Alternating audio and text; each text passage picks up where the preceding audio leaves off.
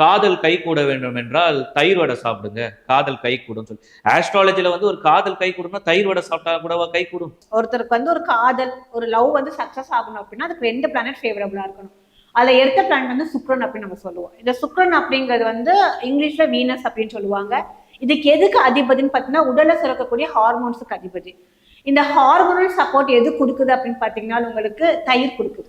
இப்ப ஜென்ரலாவே நீங்க வந்து ஒரு டாக்டர் கிட்டே நீங்க போறீங்க அப்படின்னு பாத்தீங்கன்னா உங்களோட ஹார்மோன் இம்பேலன்ஸுக்கு வந்து உங்களுக்கு ப்ரோபயாட்டிக்கா நீங்க தயிர் ஜாஸ்தி சேர்த்திக்கோங்கன்னு சொல்லுவாங்க.